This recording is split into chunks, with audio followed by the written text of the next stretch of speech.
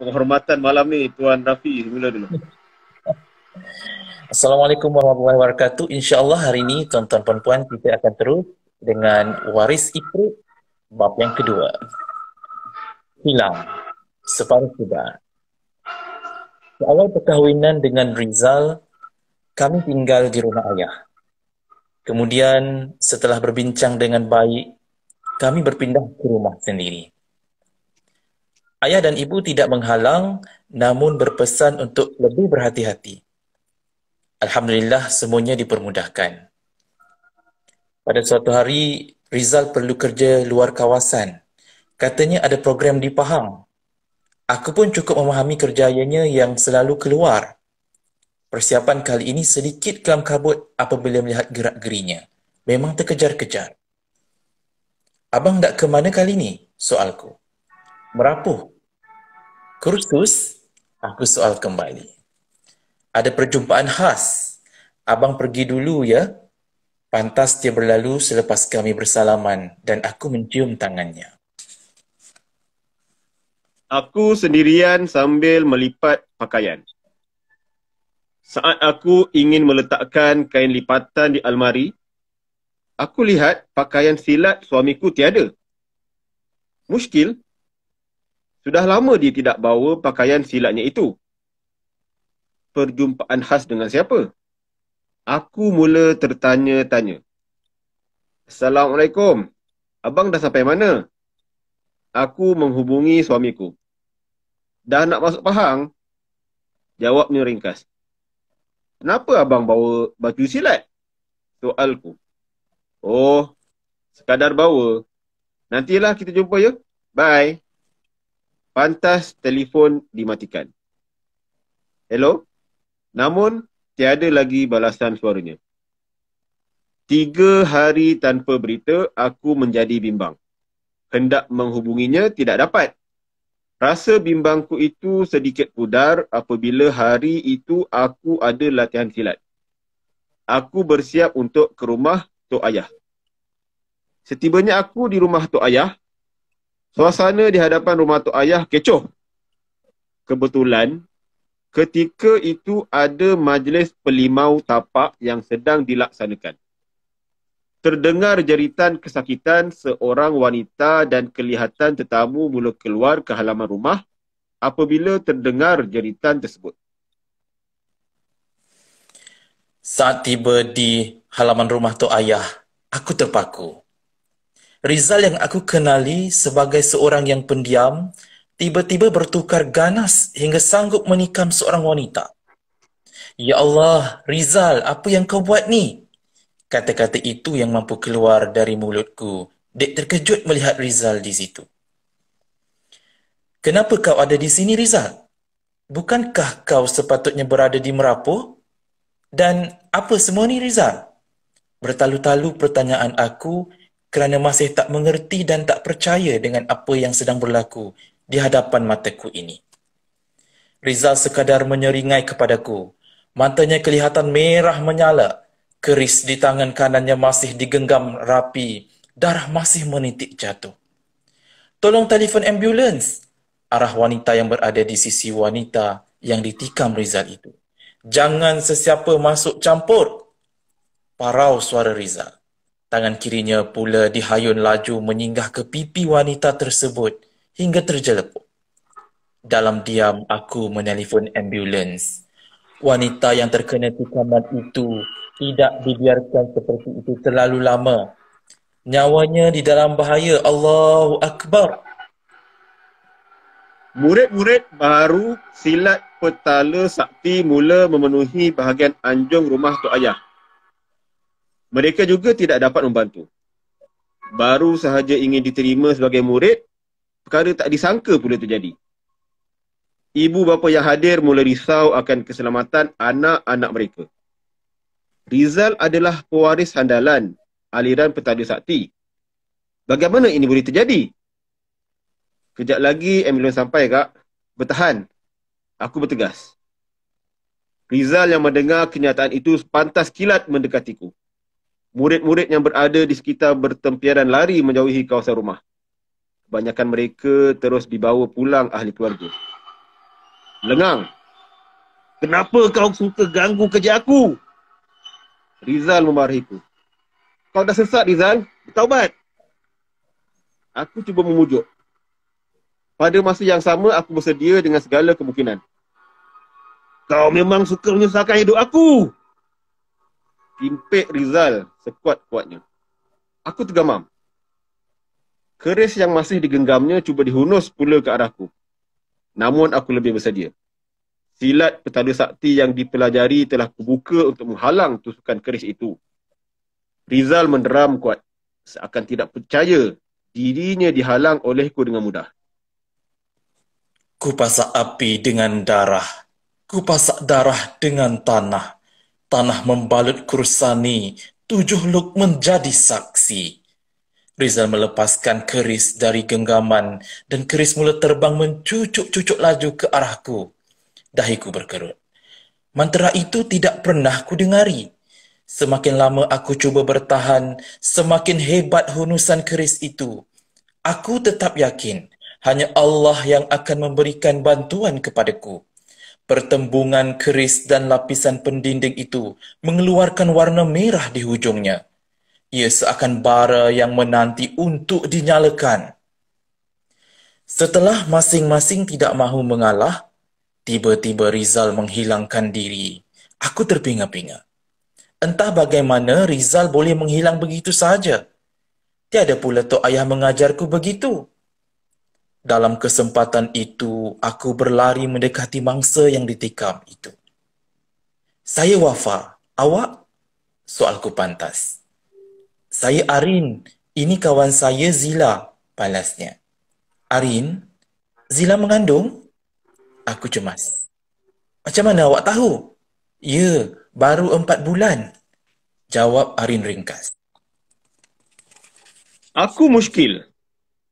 Kenapa ditikamnya perut wanita yang mengandung itu? Apa tujuan utama Rizal yang sebenarnya? Mengapa dia buat hal di rumah tok ayah sendiri? Tiba-tiba aku tersedar tentang satu perkara. Kenapa tok ayah tidak keluar membantu? Aku mula berasa tidak sedar hati. Rizal muncul tanpa diduga. Ditikamnya pula seorang ibu yang mengandung 4 bulan. Kemudian, dia hilang serta-merta. Dalam keadaan aku sedang berfikir hal itu, terdengar jeritan tok ayah. Kau jangan kepalang ajar kepada guru. Suara tok ayah kedengaran cukup jelas. Tolong! Tolong! Sakit! Kedengaran pula suara isterinya dari arah ruang tamu. Aku menyuruh Arin membantu Zila. Terus sahaja aku bergegas masuk. Kelihatan Mak Lijah sedang diheret oleh Rizal dengan menggunakan tali pinggang silat berwarna kuning. Tali pinggang itu dijerutnya ke leher Mak Lijah. Abang, tolong saya! Rintih Mak Lijah. Pantas aku memasuki ruangan rumah tok ayah untuk melihat keadaan sebenar. Apabila aku cuba bergerak menghampiri, kakiku tiba-tiba berat tidak dapat beranjak walau seinci. Aku jatuh melutut. Kemudian, diugut pula oleh Rizal untuk membunuh Mak Lijah jika aku bertindak melulu. Tok Ayah, ada satu cara sahaja yang boleh selesaikan hal ini. Tok Ayah faham kan? Rizal meneruskan bicaranya sambil mengetatkan ikatan di leher Mak Lijah. Aku tak akan berikannya. Tok Ayah bergegas.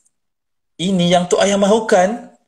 Keris yang dipegang Rizal terus ditikam tepat ke peha Mak Lijah tanpa belas. Ya Allah! Itu saja yang mampu dilafazkan Mak Lijah, meraungnya kesakitan. Tok Ayah tidak sampai hati melihat isterinya diperlakukan sebegitu. Dia pula tidak dapat bergerak. Rupa-rupanya Rizal telah mengunci tubuh Tok Ayah dengan hentaman serangan 3 pusat badan. Bagi sesiapa yang terkena serangan rahsia ini, mereka akan lumpuh untuk 70 minit. Kini pelajar kesayangannya telah mengkhianati dirinya sendiri. Aku hanya mampu meminta Mak Lijah untuk bertahan. Pahanya mengeluarkan darah yang banyak. Dadanya berombak kuat. Matanya memandang ke atas. Mulutnya hanya menyebut nama Allah. Habis lantai ditumpahi darah merah pekat. Aku terkejut melihat keadaan ini. Seorang guru dihianati pelajar kesayangannya. Seorang yang pernah dianggap emak didera sehingga nyawa-nyawa ikan. Aku tak akan berikan pada kau, tegas Tok Ayah. Tiba-tiba Mak Lijah dilepaskan jatuh. Rizal menghilang sekali lagi. Wafa! Kedengaran pula suara Arin dari luar. Ya Allah! Arin! Zila! Bertahan! Aku sekadar mampu menangis di dalam rumah itu tanpa dapat berbuat apa-apa. Sunyi. Zila? Arin? Aku menjerit lagi memanggil mereka. Hampa. Seketika kemudian, kedengaran derapan tapak kaki mendekati kami. Sudah pasti derapan kaki Rizal. Kedengaran ada sesuatu yang sedang diseretnya. Rizal menghampiriku. Kelihatan Zila diseret menggunakan 3 jarinya sahaja. Habis longlai Zila diperlakukan begitu. Baju kurung Zila yang berwarna hijau muda itu tidak lagi seperti asal. Semuanya telah dilumuri darah. Rizal, Zila tu mengandung. Kenapa kau kejam sangat? Kau nak buat apa lagi? Lepaskan aku. Lepaskan Zila. Aku menjerit meminta belas daripada Rizal. Kau ingat, aku tikam dia suka-suka. Dia lagi berharga daripada kau. Jika Tok Ayah beri jawapan, baru aku lepaskan. Jawabnya dengan selamba, tanpa rasa bersalah langsung. Zila dicampak ke lantai dengan ganas. Tok Ayah, dia nak jawapan apa? Beri saja pada dia. Nyawa lebih penting. Aku mendesak Tok Ayah. Tok Ayah masih membisu. 1, 2, 3, 4, 5. Rizal membuat kiraan. Tok Ayah! Aku mendesak sambil menangis. Tiada jawapan. 6, 7, 8, 9, 10. Habis. Tangannya diangkat tanda masa telah tamat. 3 petala. Kedengaran suara Tok Ayah. Oh, 3 petala. Kan bagus kalau Tok Ayah beritahu awal. Tutur Rizal sambil tersenyum sinis. Ini jawapan yang Rizal mahukan? Apa sebenarnya yang dia ingin lakukan selepas ini? Apa pula 3 petala? Tidak sempat lagi membuat kesimpulan. Rizal mendekati Tok Ayah. Dihunusnya keris perlahan-lahan ke arah dada Tok Ayah sambil mengerling dan tersenyum kepadaku. Selamat tinggal, guruku. Tangan kirinya memegang erat hulu keris. Tangan kanannya pula membaca mantra. Rizal, kau kena lawan. Ini bukan diri kau yang sebenar.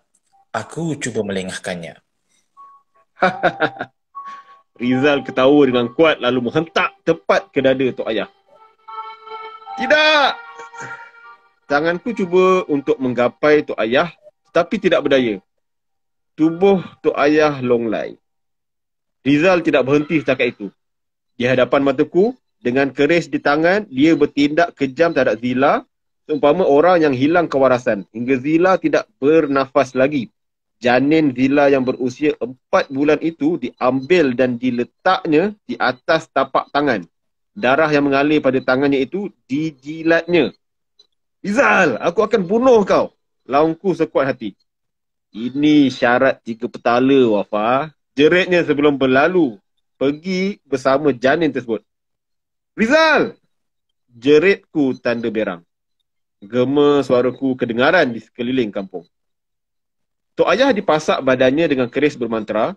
Mak Lijah pula dengan leher masih diikat dengan tali pinggang kuning. Zila telah dirobek perut dan dimakan pula janinnya. Aku tidak mampu bergerak membantu mereka.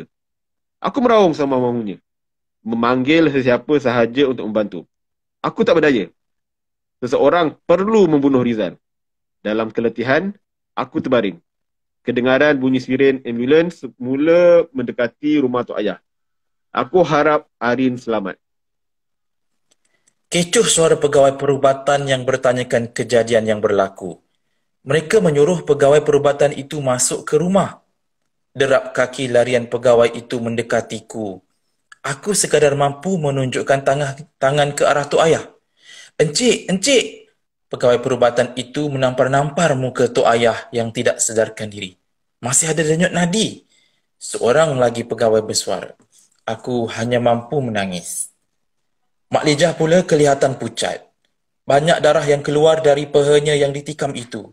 Namun, pegawai perubatan tidak mengindahkan Mak Lijah kerana lebih tertumpu kepada Tok Ayah. Jasad Zila sudah ditutup dengan kain batik. Ini sudah jantik kes bunuh. Pihak ambulans terus menghubungi balai polis berhampiran bagi pengesahan kematian dan laporan kes. Doktor, mana seorang lagi kawan saya? Soalku. Siapa? Balasnya. Arin. Tadi dia bersama si mati ini di luar. Aku cuba menerangkan. Hanya ada 2 orang sahaja di luar tu. Tak ada pula yang bernama Arin yang tampil tadi. Jawabnya. Allahu Akbar. Apa agaknya yang terjadi pada Arin? Aku tak dapat menahan kesedihan ini. Polis pun tiba. Mereka melihat terlebih dahulu jasad Zila. Kemudian mencatat di atas kertas kecil. Awak tahu nama penuh dia? Pegawai polis itu bertanya kepadaku. Aku sekadar menggeleng. Mayat Zila sudah dibungkus dengan plastik hitam. Aku menemani Mak Lijah yang kesakitan dan cuba untuk membuatkannya sabar atas ujian ini. Aku cuba meyakinkan Mak Lijah bahawa Tok Ayah akan kembali pulih seperti sedia kala. Kesemua mereka dibawa ke hospital. Aku hanya menerima rawatan di situ dan aku boleh pulang ke rumah. Aku asyik terfikirkan Tok Ayah yang telah memberikan jawapan kepada Rizal di saat genting itu tadi. Aku mengambil keputusan untuk pulang ke rumah keluargaku. Dalam perjalanan pulang, hatiku meronta-ronta kesedihan ditambah dengan rasa marah terhadap suamiku sendiri. Siapa sebenarnya suamiku itu? Apa yang membuatkan dia bertindak sejauh itu termasuk mengkhianati gurunya sendiri? Sampai hati dia berbohong mengatakan ada urusan kerja di luar, tetapi sebenarnya tidak. Betulkah itu diri suamiku sendiri? Aduh, sakit kepalaku memikirkan semua ini. Getus hatiku. Semasa tiba di rumah keluargaku, ibuku dan ayahku tidak bertanya pun tentang kecederaanku. Sebaliknya, mereka memarahiku kerana tidak meninggalkan dunia persilatan. Ini satu tamparan hebat buatku. Hendak sahaja aku bercerita dengan mereka akan perkara sebenar, namun takut diremehkan. 3 petala? Apa benda tu? Getusku. Aku mencari kekuatan untuk solat sunat pada sebelah malam.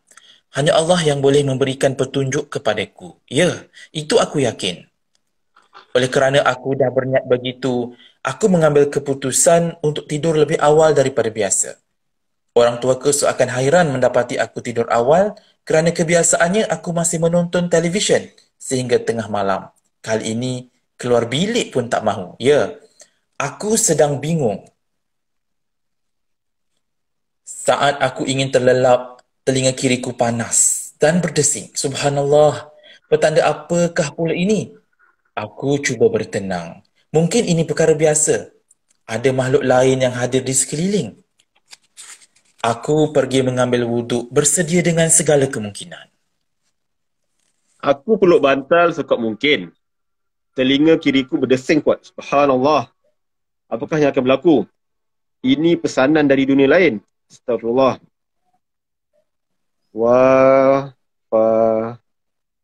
Sayup kedengaran suara itu. Ibu? Aku cuba memanggil perlahan. Mungkin ibu berada di luar. Sunyi. Berulang lagi panggilan itu. Siapa? Aku memberanikan diri. Tiada jawapan. Saya di sini. Kedengaran suara seorang wanita di tepi katilku. Astagfirullah. Mataku melihat susuk yang aku kenali. Aku tergamam seketika. Kenapa pula dia berada di sini? Aku tak buka jurus pun. Kenapa aku boleh melihat dia? Ya Allah. Astagfirullah. Aku menggosok mata. Sah. Aku tidak bermimpi. Tolong saya. Dia merintih. Zila, air mataku menitis laju. Aku tidak pernah menghadapi situasi ini. Zila dah mati. Kenapa dia ada dalam bilik aku? Ya Allah, apa yang harus aku buat? Aku lihat Zila berlumuran darah. Jika difikirkan, memang benar Zila telah dibawa ke hospital tadi. Namun, adakah kerana tubuhnya yang tidak sempurna itu membuatkannya tidak tenang? Aku semakin sangsi. Saya sejuk, luahnya. Ya Allah, bantulah aku. Itu sahaja yang terpacul keluar dari mulutku. Wafa, dipanggil lagi namaku. Aku semakin cemas. Zila mendekatiku. Tangannya asyik memegang perut yang kosong itu sambil menangisi kehilangan janinnya. Aku cuba bergerak menjauhi, tapi tidak berjaya. Kaku. Puas aku cuba menggerakkan tubuhku. Kebiasaan kepala sahaja tubuhku akan bergerak. Kali ini tidak berjaya. Wafa, awak nampak anak saya? Zila semakin mendekati. Aku sekadar menggiling sambil menitiskan air mata. Wafa, anak saya di mana? Tolonglah cari. Suara Zira semakin meninggi. Aku hendak menjawab tapi suaraku tidak terkeluar. Tangannya menggigil-gigil menggenggam baju tidurku. Tangisnya tidak dapat dikawal. Kepalanya diletakkan di atas pahaku. Kemudian perlahan-lahan kepalanya diangkat. Matanya merenungku dengan penuh pengharapan. Tolong, tolong kembalikan anak saya, rayunya. Zila, saya tak tahu. Ujarku dalam cemas. Wafa, hanya awak yang boleh bantu saya. Tangannya mula menjalar ke bahagian tubuh atasku. Semakin lama, semakin mendekati wajahku. Awak janji nak bunuh dia kan? Kini, wajah Zila betul-betul di hadapan wajahku.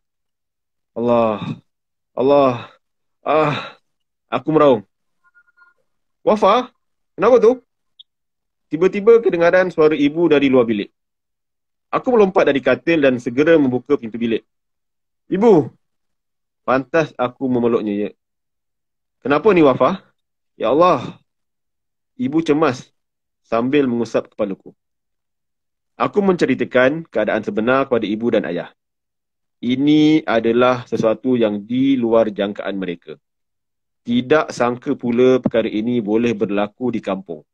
Ibu risau dengan keadaan aku. Apatah lagi dengan kehadiran Zila yang muncul di pandangan. Kita pergi berbuat ya. Ayah mula berbicara. Betul tu Wafa. Esok kita pergi ya. Pujuk ibu. Nanti dululah ayah. Ayah boleh temankan Wafa ke hospital? Tanyaku. Mereka berdua saling berpandangan. Namun, kemudian bersetuju. Aku cuba namun mata seakan tidak dapat ditutup. Kedengaran ayah membacakan surah Yasin bersama ibu. Apabila aku mendengar bacaan Yasin yang khas ditujukan kepadaku itu, tidak semena-mena air mataku berjurayan. Sungguh, mereka cukup risau dengan keadaan aku seperti ini. Tidak ada yang lebih membahagiakanku daripada menikmati kasih dan sayang mereka. Okey. Alhamdulillah. Alhamdulillah, selesai bab 2. InsyaAllah. InsyaAllah tuan-tuan, minggu hadapan, hari Isnin malam, kita akan terus bersiaran untuk bab yang ketiga dengan tajuk Hospital Mengungkai Misteri. InsyaAllah ya Tuan Amir. Okey. Terima kasih Tuan Rafi. Terima kasih. Assalamualaikum. Waalaikumsalam warahmatullahi wabarakatuh.